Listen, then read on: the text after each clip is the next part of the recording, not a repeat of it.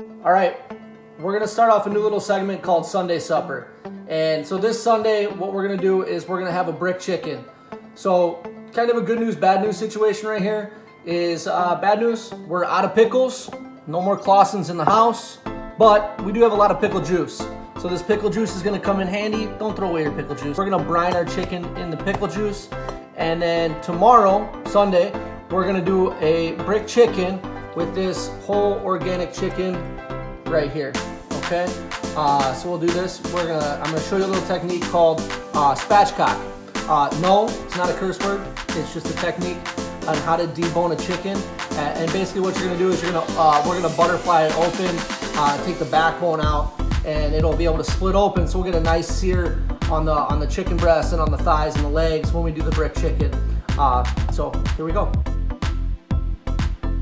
Okay, so we got our organic whole chicken right here. So what we're gonna do is we're gonna flip this over and we're actually gonna turn it around. And what I want you to look for right here is the backbone.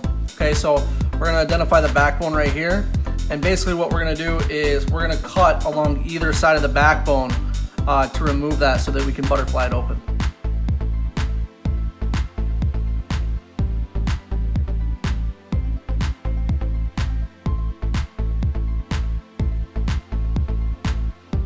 We're not done yet. So now what we gotta do is we gotta split this little piece of cartilage right here. You can see right between my two thumbs right here.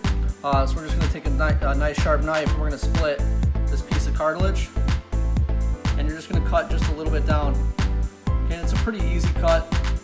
Okay, you can see how that just kind of splits back, both sides. Okay, you see how that opens up. Alright, best bet for brining at home is to make sure you have some of these nice large Ziploc bags. Alright, and what we're going to do is we're going to take our chicken, try to go in the bag without getting chicken all over the place. Okay, like so. I use the Pyrex because it's going to keep your chicken flat in your refrigerator and you're not going to spill brine everywhere.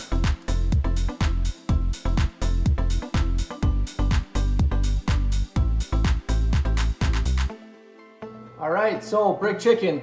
What we got our pickle brine chicken right here that we did yesterday. And we're gonna keep it real simple. We're gonna do brick chicken with some roasted potatoes and fennel. We're gonna do the brick chicken in the cast iron pan. And we're gonna do the potatoes and fennel just on a sheet pan in the oven, nice hard roast. We have a lot of our essential ingredients that we talked about in the last video. So again, keep those around. They're gonna help you out a lot. You'll see that in this video as we kind of work through. And then, yes, of course, brick chicken. We need brick. And we're not gonna use it just like this. We're gonna wrap it, cool.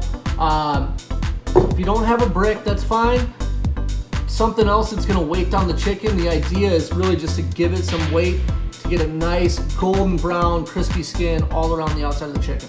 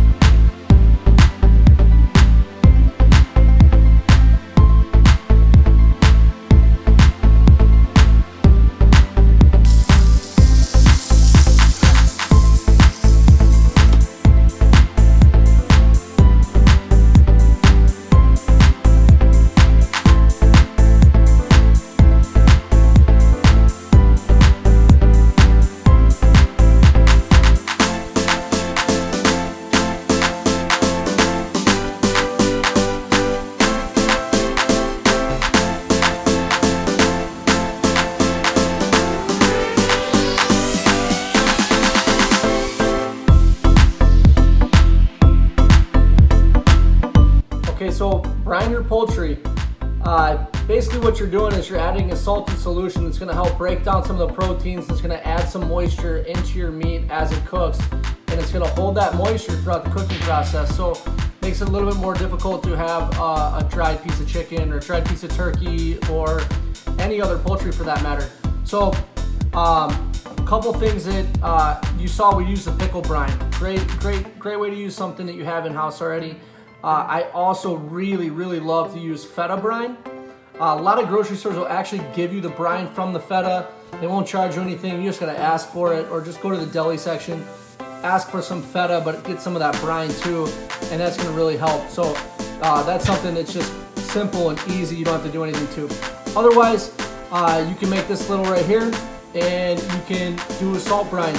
Basically follow the instructions here. Make sure that brine is cold and add it to your protein. 24 hours usually is a good rule of thumb. You can do it for less, 12 is good, but I recommend 24. So most importantly, especially brine your poultry, you're gonna get a lot juicier cut of meat. You're gonna be happy with the end result, bottom line.